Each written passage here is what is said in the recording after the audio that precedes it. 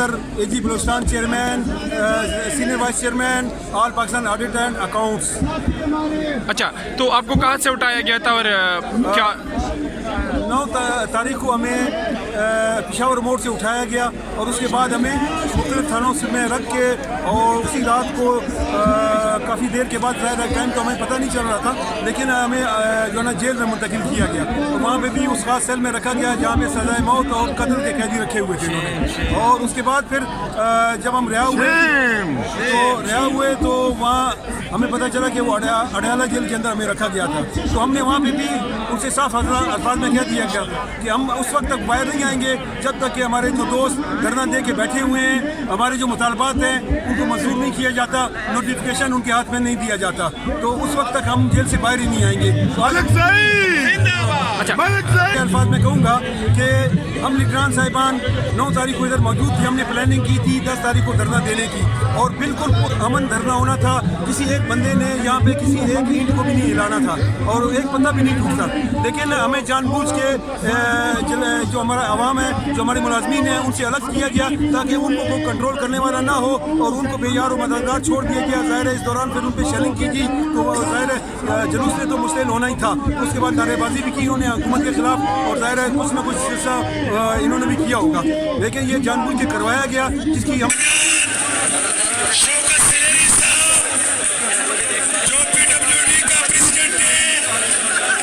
سے ہمیں لمبی دور دراز جیل میں ڈالا گیا اور وہاں پہ خاص قیدیوں کے ساتھ رکھا گیا. تو ظاہر ہے یہ صورت تھی ڈرانے کی تاکہ آئندہ کے لیے ہم جو ہے نا اپنا کوئی مطالبہ پیش نہ کریں حکومت کے آگے اور اس حکومت سے ڈر کے بیٹھ جائیں. لیکن میں واضح الفاظ میں کہہ دوں کہ ہم ڈرنے والے نہیں ہیں. ان شاء اللہ تعالیٰ ملازمین کے حق کے لیے ہم ہمیشہ لڑتے رہیں گے اور آل پاکستان ملازمین اتحاد ہے اور ہمیں کہا ہے کہ ہم نوٹیفیکیشن کے اندر اس کو منظور کر کے آپ کو دیں گے. اب نوٹیفیکیشن آتا ہے تو صحیح صورتحال تبھی پتہ چلے گی. بالکل ہم یہاں پہ موجود ہیں. ابھی ہم جیل سے یہاں پہنچے ہیں اور ہمارا کمیٹی نے یہ مطالبہ کیا تھا کہ ہمارے جو ساتھی گرفتار ہیں ملک سعید اور اس کے علاوہ طاہر رفیق صاحب اور مبین صاحب، معراج صاحب، شوکت سلیری صاحب اور ناصر خان صاحب، ہم لوگ یہ 7 بندے وہاں پہ گرفتار تھے.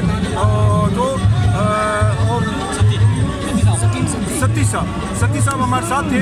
تو ہم نے وہاں جیل کے اندر یہ ارادہ پکا کیا ہوا تھا کہ جب تک ہمیں ہمارے نوٹیفیکیشن نہیں آئے گا ہم باہر نہیں آئیں گے. لیکن وہاں ہمیں کال کی گئی اور جیل سپرنٹینڈنٹ صاحب کو کہا گیا کہ مذاکراتی ٹیم شیخ رشید صاحب نے یا جس نے بھی کال کی تو انہوں نے کال کر کے اور اس کے بعد ہمیں یہاں بلایا کہ آپ کا جو ہے نا مطالبات ہم نے منظور کر دی ہیں تب ہم باہر آئے ہیں، ورنہ ہم بالکل باہر نہیں آتے. تھینک یو سو مچ. بسم اللہ الرحمن الرحیم. میرا نام مبین شیخ ہے اور میں نیشنل سیونگز کی ریپرزنٹیشن کر رہا ہوں آل گورنمنٹ امپلائیز گرینڈ الائنس کے اندر. اور ہمارا وفاق کے اندر 22 تنظیموں کا ایک الائنس بنا تھا. ہمیں 9 تاریخ کی رات کو 10:30 بجے کے قریب پشاور موڑ سے اٹھایا گیا اور اس کے بعد مختلف تھانوں میں رکھا گیا. تھانوں میں عمومی طور پہ تو صورتحال بہتر تھی لیکن سہولیات نہ ہونے کے برابر تھی، جس کی وجہ سے کافی زیادہ پریشانی کا بھی سامنا رہا. بہرحال بہت ساری چیزیں ایسی ہیں جو کہ میڈیا پہ ڈسکس نہیں کی جا سکتی. جو معاملات اندر رہے وہ اندر کی حد تک ہی رہے تو زیادہ بہتر رہیں گے.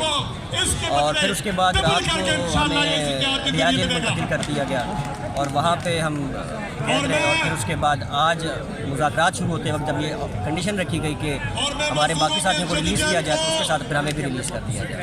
نہیں، کسی قسم کی کوئی دھمکی نہیں دی گئی تھی کیونکہ سیل بھی کوئی نہیں تھا اور رابطہ بھی کسی قسم کا کوئی نہیں تھا. تو ہمیں 3 MPO کے تحت نظر بند کیا گیا اور اس میں ملاقات کسی سے نہیں ہوئی. میرا خیال ہے وہ میڈیا کے لیے مناسب نہیں رہے گا. مطلب کیا ہوا؟ بس وہ آپس کی بات اور ہم اندر تک ہی رکھیں گے. بہتر نہیں ہے کہ وہ میڈیا کی ضرورت. جب آپ کو دھمکی نہیں دی گئی ہراساں نے تو پھر کیا ایسی بات تھی جس پہ اپنا بہت ساری چیزیں ایسی ہوتی ہیں جو کہ میڈیا پہ نہیں بیان کی جاتی ہیں. کچھ چیزیں بیہائنڈ دا کیمرہ ہوتی ہیں تو یہ آپ سمجھیں کہ یہ بھی behind the camera thank you.